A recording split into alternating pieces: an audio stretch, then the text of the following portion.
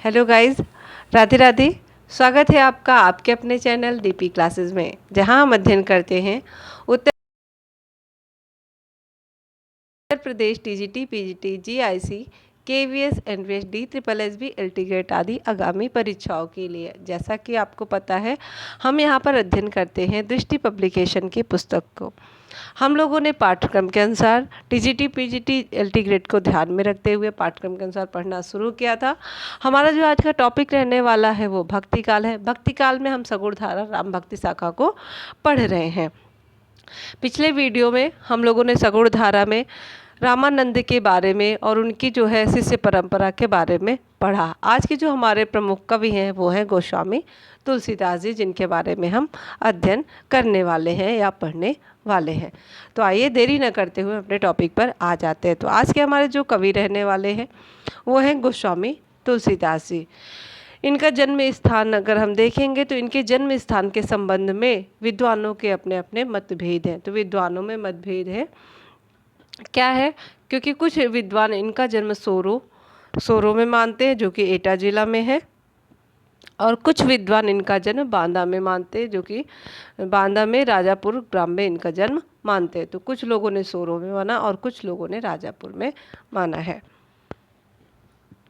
सोरो में मानने वाले लाला सीताराम, गौरी शंकर द्विवेदी, हजारी प्रसाद द्विवेदी, राम नरेश त्रिपाठी, रामदत्त भारद्वाज, गणपति चंद्र गुप्त है। तो जिन्होंने सोरो में माना है, जो कि एटा जिला में है, तो सोरो एटा जिला में किसने माना? लाला सीताराम ने, गौरी शंकर द्विवेदी ने, हजारी प्रसाद द्विवेदी ने, राम नरेश त्रिपाठी ने, रामदत्त भारद्वाज और गणपति चंद्र गुप्त ने माना है। वहीं राजापुर में मानने वाले बेनी माधव दास है, महात्मा रघुवर दास है, शिव सिंह सेंगर है, राम गुलाम द्विवेदी और रामचंद्र शुक्ल है। तो बेनी माधव दास, महात्मा रघुवर दास, शिव सिंह सेंगर, राम गुलाम द्विवेदी, रामचंद्र शुक्ल, इन्होंने राजापुर में इनका जन्म माना है। किसका? गोस्वामी तुलसीदास जी का। जन्म काल संबंधी मतभेद, इनके जन्म काल के संबंध में भी लोगों के मतभेद हैं। जगह स्थान के लिए तो इनका मतभेद था ही विद्वानों में, यहाँ जन्म काल अर्थात जन्म के समय को लेकर भी विद्वानों में मतभेद है। जैसे कुछ विद्वान इनका जन्म जो है संवत 1554 में मानते हैं, अर्थात संवत 1554 में मानने वाले यदि हम विद्वानों को देखेंगे तो बेनी माधव दास है और रघुवर दास है। बेनी माधव और रघुवर दास जो है 1554 में इनका जन्म मानते हैं। वहीं संवत 1583 ईस्वी में शिव सिंह सेंगर ने तुलसीदास जी का जन्म माना है। संवत 1589 ईस्वी में पंडित राम गुलाम द्विवेदी और ग्रियर्सन ने इनका जन्म माना। तो ग्रियर्सन ने और पंडित राम गुलाम द्विवेदी ने संवत 1589 ईस्वी में तुलसीदास जी का जन्म माना है। संवत 1589 ईस्वी में अंतः साक्ष्य भी प्राप्त होते हैं। तो मतलब कहा जा रहा है कि 1589 में इनका जन्म मानने वाले जो हैं वो पंडित गुलाम द्विवेदी और ग्रियर्सन है, और अंतः साक्ष्य मतलब इनके जन्म के संबंध में साक्ष्य भी 1589 ईस्वी में ही प्राप्त होते हैं। समांतर तुलसीदास जी का जन्म 1589 सन में यदि देखेंगे तो 1532 ईस्वी, वह मृत्यु संवत यदि देखा जाए तो 1680 संवत में, अर्थात ईस्वी में देखेंगे तो 1623 ईस्वी में इनकी मृत्यु होती है। तो तुलसीदास जी का जो जन्म होता है 1532 ईस्वी में और मृत्यु इनकी जो है 1623 ईस्वी में होती है। वहीं संवत में देखेंगे तो 1589 में इनका जन्म होता है और संवत 1680 में इनकी मृत्यु होती है।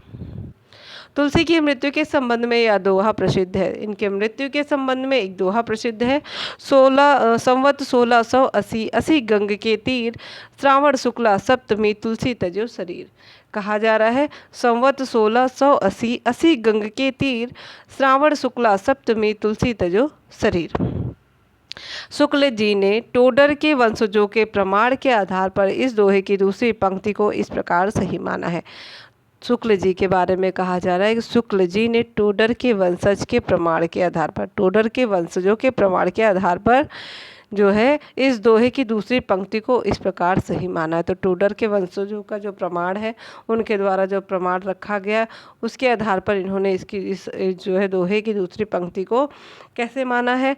ये कहते हैं श्रावण कृष्णा तीज सनी तुलसी तेजो सरूर, अर्थात यदि टोडर के वंशज के प्रमाण के आधार पर मानेंगे तो श्लोक कैसा है, ये दोहा कैसा है। संवत 1680 गंग के तीर, श्रावण कृष्णा तीज सनी तुलसी तजो शरीर। इनकी माता का नाम हुलसी था, पिता आत्माराम दुबे थे, पत्नी रत्नावली थी, दीक्षा गुरु नरहरियानंद थे और शिक्षा गुरु इनके शेष सनातन थे। तुलसीदास जी की माता का नाम हुलसी था, पिता का नाम आत्माराम दुबे था, तुलसीदास की पत्नी रत्नावली थी और इनके दीक्षा गुरु नरहरियानंद थे और शिक्षा गुरु शेष सनातन थे। तुलसीदास की पत्नी रत्नावली द्वारा तुलसी को अत्यधिक आसक्ति के कारण धिक्कारे जाने के वृतांत का उल्लेख प्रियादास की भक्तमाल की टीका में, तुलसी चरित रघुवर दास की रचना है व गोसाई चरित जिसके रचनाकार बेनी माधव दास है, इन रचनाओं में मिलता है। क्या उल्लेख मिलता है?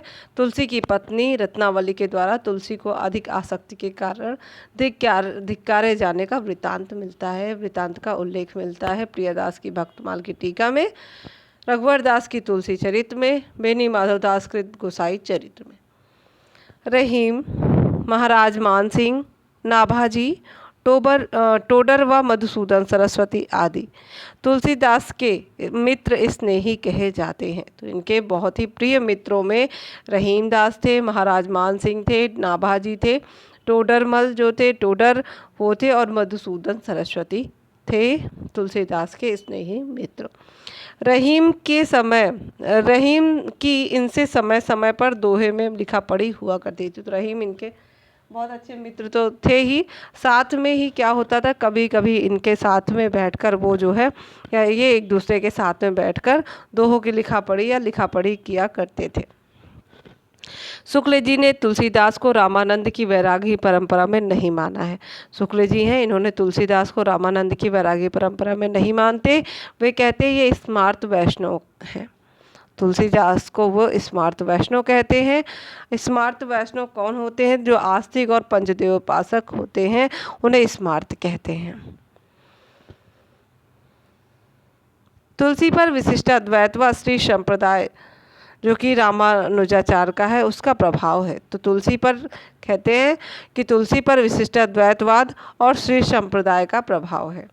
श्री संप्रदाय के प्रवर्तक कौन है? तो रामानुजाचार्य हैं। तुलसी को हिंदी का जाति कवि कहा जाता है।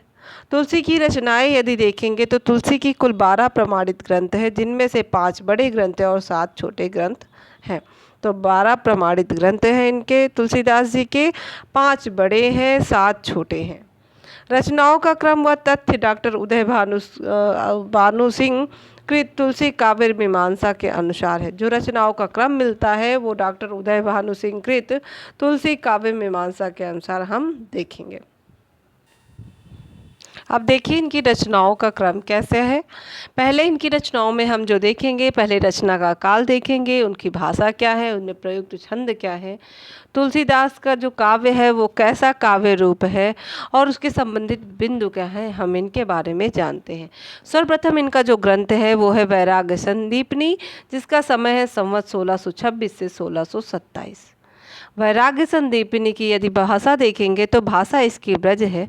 दोहा सोरठा चौपाई छंद में इन्होंने वैराग्य संदीपिनी की रचना की है।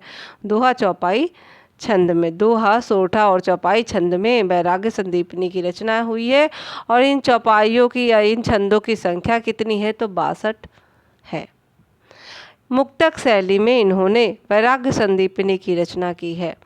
मुक्तक शैली में वैराग्य संदीपिनी की रचना है। 62 छंद हैं और इनमें कौन कौन से छंदों का प्रयोग है? तो दोहा सोरठा और चौपाई छंदों का प्रयोग है, ब्रज भाषा में लिखा गया है। इसके उल्लिखित अगर बिंद देखेंगे तो इनके बिंदु है, तुलसी ने इसे अखिल ज्ञान का सागर कहा है। तो वैराग्य संदीपिनी को तुलसीदास जी ने अखिल ज्ञान का सागर कहा है। इसमें क्या है? इसमें संत स्वभाव, संत महिमा, नीति, भक्ति, रामनाथ महिमा आदि का वर्णन है या चर्चा की गई है। वैराग्य संदीपनी में संत का स्वभाव, संत महिमा, नीति, भक्ति, राम नाम महिमा आदि की चर्चा की गई है। अगला जो ग्रंथ है रामाज्ञा प्रश्न है, जिसका समय 1627 से 28 है। संवत 1627 से 28 है। अवधी भाषा है, दोहा छंद है और कुल छंदों की जो संख्या है 343 है। मुक्तक शैली में रची गई रचना है रामाज्ञा प्रश्न। और यदि हम रामाज्ञा प्रश्न के बिंदुओं को देखेंगे, महत्वपूर्ण बिंदु क्या है, तो रामाज्ञा प्रश्न में क्या है, इसे राम सलाका व दोहावली रामायण भी कहते हैं। तो रामाज्ञा प्रश्नों को क्या कहा जाता है, राम सलाका या दोहावली रामायण भी कहते हैं। तुलसीदास की किस रचना को राम सलाका या दोहावली रामायण कहते हैं, तो रामाज्ञा प्रश्न को कहते हैं।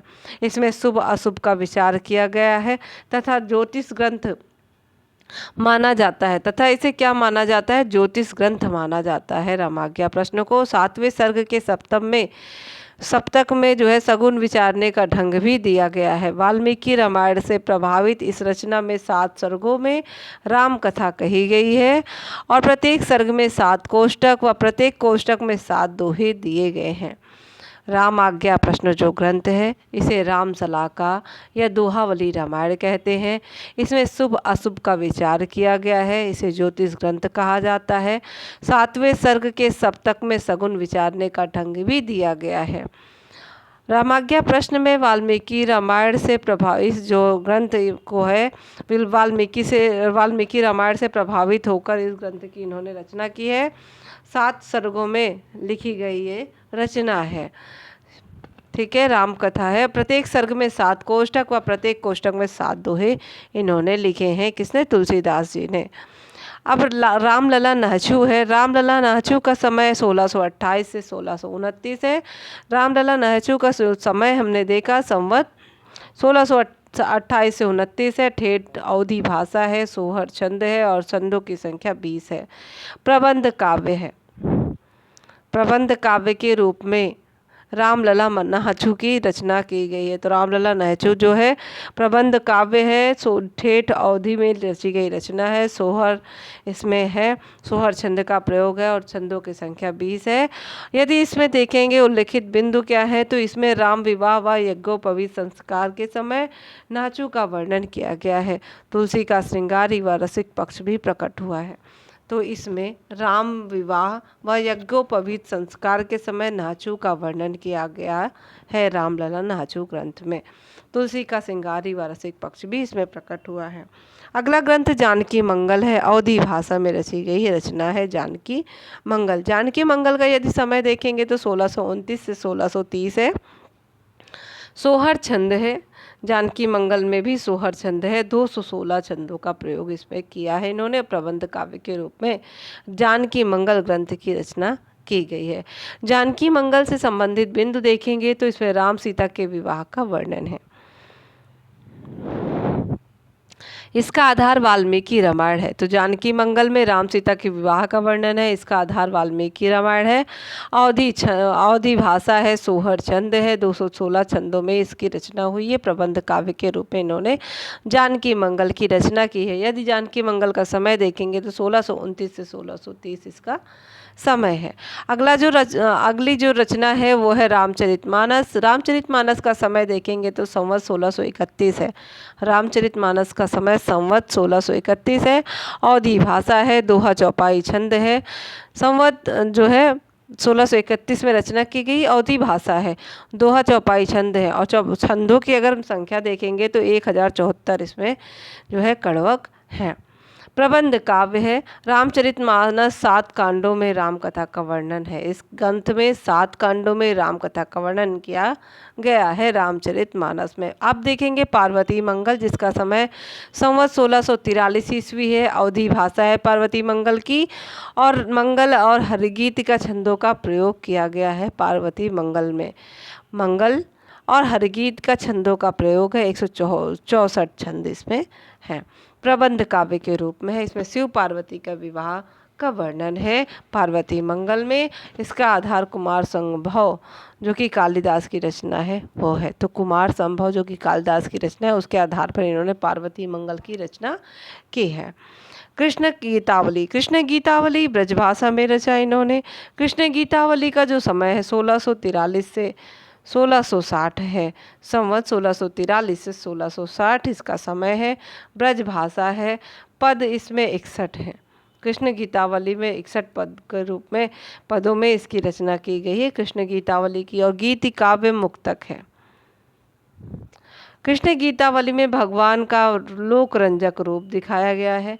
कृष्ण का बालचरित, गोपिका प्रेम व मथुरा गमन, भ्रमर गीत का वर्णन है। इस रचना में पदों का प्रयोग कृष्ण काव्य परंपरा का द्योतक है। कृष्ण गीतावली जो है ये भगवान का लोक रंजक इसमें वर्णित किया गया है, लोक रंजक रूप दिखाया गया है। कृष्ण का बाल चरित्र है। गोपिका प्रेम व मथुरा गमन, भ्रमर गीत परंपरा में इसका वर्णन किया गया है। इस रचना में पदों का प्रयोग कृष्ण काव्य परंपरा का द्योतक है। अब देखिए गीतावली है जिसका समय 1630 से 70 है। संवत 1630 से 1670 गीतावली का समय है। गीतावली की भाषा भी ब्रज है। पद इसमें 328 है। गीत काव्य मुक्तक रूप में इसकी रचना हुई। तो गीतावली भी ब्रज भाषा में है। इसमें जो उल्लिखित बिंदु देखेंगे क्या है, तो गीतावली में रामचरित के चुने हुए प्रसंग, तुलसी का वात्सल्य वर्णन है। रामचरित के चुने हुए प्रसंग है और तुलसी का वात्सल्य वर्णन है। मर्यादा पुरुष राम नहीं, हास परिहास करते सीता के साथ हिंडोला झूलते हुए राम माधुर्य पूर्ण वर्णन इसमें है। इसमें क्या है, गीतावली में यहाँ पे जो राम है उनका वर्णन मर्यादा पुरुषोत्तम राम के रूप में नहीं है। हास परिहास करते हुए सीता के साथ हिंडोला झूलते हुए, हिंडोले लेते हुए राम का वर्णन किया गया है और राम के माधुर्यपूर्ण वर्णन है इसमें। राम गीतावली या पदावली रामायण नाम से भी प्रसिद्ध है। तो ये जो ग्रंथ है गीतावली, ये राम गीतावली और पदावली रामायण के नाम से भी प्रसिद्ध है। 7 कांडों में राम कथा का वर्णन है। अगला जो ग्रंथ है विनय पत्रिका है। इसका समय संवत 1631 से 1689 है।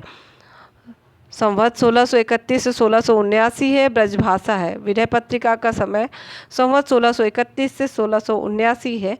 ब्रजभाषा है। पद जो है 279 है और गीत काव्य मुक्तक के रूप में इसका रचना इन्होंने किया है। तो विनय पत्रिका की भाषा ब्रज है। पद 279 है। गीत काव्य मुक्तक है। इसमें तुलसी ने अपने आत्मनिवेदन व राम भक्ति की याचना की है। विनय पत्रिका, विनयता से मतलब विनय पूर्वक तुलसीदास जी ने इसमें आत्मनिवेदन व राम भक्ति की याचना की है। इसे राम विनयावली भी कहते हैं। राम विनयावली भी कहते हैं विनय पत्रिका को। कलयुग में अत्याचारियों के खिलाफ यह तुलसी की राम से फरियाद है। जो विनय पत्रिका है कलयुग के अत्याचारियों के खिलाफ यह तुलसी की राम से फरियाद है। दोहावली की रचना इन्होंने, अब देखिए अगला ग्रंथ दोहावली है। तो संवत 1626 से लेकर 1680 में इसकी रचना की है। ब्रजभाषा में है। दोहा सोठा जो है इसे प्रयोग किया गया है 573 छंदों में। दोहे जो है 22 है। 573 दोहे हैं और 22 सोठ हैं। तो कहा जा रहा है जो दोहावली की इन्होंने रचना की संवत 1626 से लेकर 80 तक की है, 80 के बीच में की है। ब्रजभाषा है। दोहा सोठा में इसका प्रयोग किया गया है। इसमें छंदों का प्रयोग है और दोहों की संख्या देखेंगे तो 573 है और 22 सोठे प्रयोग किए गए हैं। मुक्तक छंद है। नीति भक्ति आदि की चर्चा इसमें की गई है दोहावली में। बरवय रामायण जिसका समय 1630 से 1680 है। अवधी भाषा है बरवय रामायण की। बरवय छंद का प्रयोग है। 69 इसमें छंदों का प्रयोग किया गया है। 69 बरवय छंदों का प्रयोग है। मुक्तक काव्य है। बरवय रामायण में उत्तर कांड में कवितावली की तरह राम विषयक व अन्य देवी विषयक बरवय है। मंगलाचरण नहीं है तथा 7 सर्ग हैं। बरवय रामायण में मंगलाचरण नहीं है तथा 7 सर्ग हैं। रहीम के बरवय नायिका भेद से प्रभावित होकर तुलसीदास जी ने बरवय रामायण की रचना की थी। रहीम के बरवय नायिका भेद से प्रभावित होकर इसकी रचना की है इन्होंने। कवितावली हनुमान बाहुक जो इनकी रचना है उसका समय संवत 1631 से 1680 है। ब्रजभाषा है। कविता और 56 छंदों का प्रयोग किया गया है। कवितावली हनुमान बाहुक में कविता और छंदों छंदों का प्रयोग है। कविता और छप्पय छंदों में जो प्रयोग किया है इन्होंने, तो कितने छंद लिखे, तो 325 छंदों में इस ग्रंथ की रचना की है। मुक्तक काव्य है। 7 कांडों में राम कथा, उत्तरकांड में काशी की महामारी का वर्णन है। हनुमान बाहुक इसी का एक भाग माना जाता है। ठीक है। यदि हम देखेंगे तो तुलसी की प्रथम रचना कौन सी है, तो वैराग्य संदीपनी, तथा आखिरी रचना इनकी कवितावली को माना जाता है। तो तुलसीदास की प्रथम रचना वैराग्य संदीपनी है और आखिरी रचना कवितावली है। हालांकि कुछ विद्वान रामलला नाहचू को पहली रचना मानते हैं। तो बताया जा रहा है तुलसीदास की प्रथम रचना वैराग्य संदीपनी है और आखिरी रचना यदि हम देखेंगे तो कवितावली को माना जाता है। और कुछ विद्वान रामलला नाहचू को तुलसीदास की प्रथम रचना मानते हैं। नोट में देखिए क्या दिया गया है, तो नोट में है कुछ विद्वान हनुमान बाहुक को कवितावली से अलग रचना मानते हैं। इस आधार पर तुलसी की अंतिम रचना हनुमान बाहुक मानी जाती है। तो कुछ विद्वान हनुमान बाहुक को कवितावली से अलग मानते हैं। इस आधार पर तुलसी की यह अंतिम रचना है हनुमान बाहुक। हनुमान बाहुक की रचना तुलसीदास ने बाहु रोग से मुक्ति के लिए की थी। ये भी पूछा जाता है कि किस रचना की, ऐसी कौन सी रचना है जिसको तुलसीदास ने अपने बाहु रोग से मुक्ति के लिए इसकी रचना की थी, तो हनुमान बाहुक है। कवितावली के काव्य रूप के संबंध में विवाद रहा है। जो कवितावली है इसके काव्य रूप के संबंध में लोगों को विवाद रहा है। कुछ विद्वान इसे प्रबंध व कुछ मुक्तक मानते हैं। ऐसा ही विवाद राम गीतावली के संबंध में भी है। कवितावली के काव्य रूप के संबंध में विवाद रहा है। कुछ विद्वान इसे प्रबंध और कुछ मुक्तक काव्य मानते हैं। ऐसा ही विवाद राम गीतावली के संबंध में भी रहा है। रामलला नाहचू, जानकी मंगल व पार्वती मंगल तीनों मंगल ग्रंथ हैं। ये रचनाएं मांगलिक अवसर पर गाए जाने के लिए लिखी गई हैं। बरवै संदीपनी, रामलला नाहचू, जानकी मंगल, पार्वती मंगल व बरवै रामायण, इन लघु कृतियों को पंचरत्न कहा जाता है। तो कौन सी ऐसी कृतियां हैं जो पंचरत्न कहलाती हैं तुलसीदास की, तो वैराग्य संदीपनी, रामलला नाहचू, जानकी मंगल, पार्वती मंगल, बरवै रामायण। ये सारी रचनाएं जो हैं, ये सारी रचनाएं लघु कृतियां हैं और इन लघु कृतियों को पंचरत्न कहा जाता है। अंग्रेजी भाषा के वैज्ञानिक विम्स ने तुलसीदास की भाषा को पुरानी बैसवाड़ी कहा है। तो ऐसे कौन से वैज्ञानिक थे, ऐसे कौन से अंग्रेजी भाषा के वैज्ञानिक थे जिन्होंने तुलसीदास की भाषा को पुरानी बैसवाड़ी कहा है, तो विम्स थे। अंग्रेजी भाषा के वैज्ञानिक विम्स ने तुलसीदास की वाड़ी को पुरानी बैसवाड़ी कहा है। तो ठीक है, आज के लिए इतना ही करते हैं। तुलसीदास जी का जो ये टॉपिक है ये बहुत ही लंबा है। पढ़ते हैं हम अगले टॉपिक अब अगले वीडियो में। तब तक के लिए आप सभी वीडियो को देखें, लाइक करें, सब्सक्राइब करें, पसंद आता है तो लोगों को शेयर भी करें और ज़्यादा से ज़्यादा लोग मिलकर वीडियो को सपोर्ट करें। मिलते हैं एक नए वीडियो के साथ, तब तक के लिए धन्यवाद।